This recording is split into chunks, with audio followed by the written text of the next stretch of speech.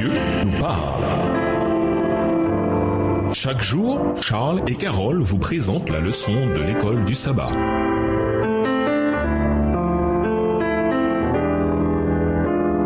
Bienvenue dans votre émission Dieu nous parle. Nous voilà à la leçon de jeudi. Le Seigneur répondit à Job. Lisons Job 38. Qu'est-ce que cela nous enseigne sur Dieu, non seulement en tant que créateur, mais comme soutien de toute vie? De quelle manière cette vérité importante devrait-elle affecter la manière dont nous comprenons les arts et les sciences? Job chapitre 38. L'Éternel répondit à Job du milieu de la tempête. Qui est celui qui obscurcit mes desseins par des discours sans intelligence? Saint-Terrain, comme un vaillant homme, je t'interrogerai et tu m'instruiras. Où étais-tu quand je fondais la terre? Dis-le si tu as de l'intelligence. Qui en a fixé les dimensions? Le sais-tu? Ou qui a étendu sur elle le cordeau? Verset 6. Sur quoi ces bases sont-elles appuyées? Ou qui en a posé la pierre angulaire? Alors que les étoiles du matin éclataient en chants d'allégresse et que tous les fils de Dieu poussaient des cris de joie. Qui a fermé la mer avec des portes quand elle s'élança du sein maternel? Quand je fis de la nuit son vêtement et de l'obscurité ses linges. Quand je lui imposai ma loi et que je lui mis des barrières et des portes. Verset 11. Quand je dis tu viendras jusqu'ici, tu n'iras pas au-delà. Ici s'arrêtera l'orgueil de tes flous. Depuis que tu existes, as-tu commandé au matin? As-tu montré sa place à l'aurore pour qu'elle saisisse les extrémités de la terre et que les méchants en soient secoués, pour que la terre se transforme comme l'argile qui reçoit une empreinte et qu'elle soit parée comme de vêtements, pour que les méchants soient privés de leur lumière et que le bras qui se lève soit brisé? Verset 16. As-tu pénétré jusqu'aux sources de la mer? T'es-tu promené dans les profondeurs de l'abîme? Les portes de la mort t'ont-elles été ouvertes? As-tu vu les portes de l'ombre de la mort? As-tu embrassé du regard l'étendue de la terre? Parle si tu sais toutes ces choses. Où est le chemin qui conduit au séjour de la lumière? Et les ténèbres, où est-elle leur demeure? Peux-tu les saisir à leurs limites et connaître les sentiers de leur habitation? Verset 21. Tu le sais, car alors tu étais né et le nombre de tes jours est grand. Es-tu parvenu jusqu'aux amas de neige? As-tu vu les dépôts de grêle que je tiens en réserve pour les temps de détresse, pour les jours de guerre et de bataille? Par quel chemin la lumière se divise-t-elle et le vent d'Orient se répand-il sur la terre? Qui a ouvert un passage à la pluie et a tracé la route de l'éclair et du tonnerre? Verset 26. Pour que la pluie tombe sur une terre sans habitants, sur un désert où il n'y a point d'homme, pour qu'elle abreuve les lieux solitaires et arides, et qu'elle fasse germer et sortir l'herbe. La pluie a-t-elle un père qui fait naître les gouttes de la rosée, du sein de qui sort la glace, et qui enfante le frimas du ciel, pour que les eaux se cachent comme une pierre, et que la surface de l'abîme soit enchaînée? Verset 31. Noues-tu les liens des Pléiades ou détaches-tu les cordages de l'Orient? Fais-tu paraître en leur temps les signes du zodiaque et conduis-tu la grande ours avec ses petits? Connais-tu les lois du ciel? Règles-tu son pouvoir sur la terre? Élèves-tu la voix jusqu'aux nuées pour appeler à toi des torrents d'eau? Lances-tu les éclairs? Partent-ils? Te disent-ils nous voici? Verset 36. Qui a mis la sagesse dans le cœur ou qui a donné l'intelligence à l'esprit? Qui peut avec sagesse compter les nuages et verser les outres des cieux pour que la poussière se mette à ruisseler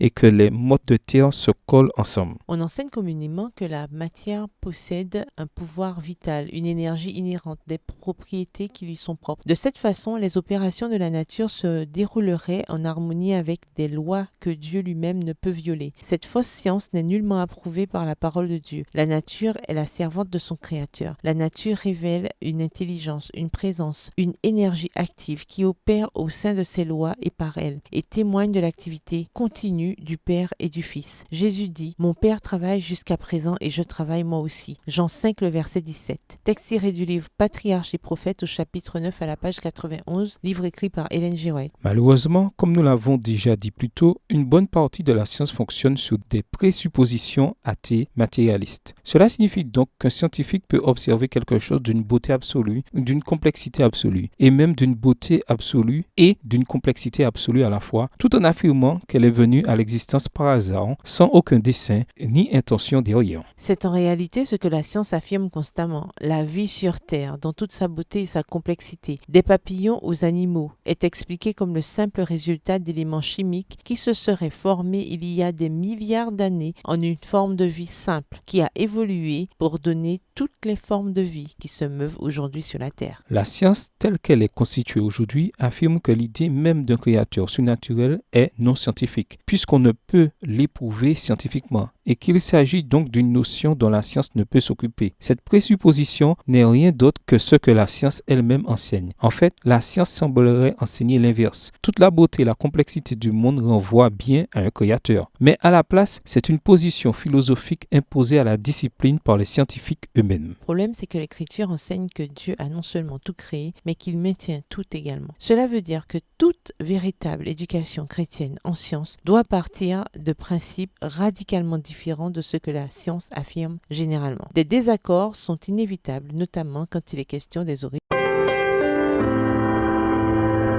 Dieu nous parle. Chaque jour, Charles et Carole vous présentent la leçon de l'école du sabbat.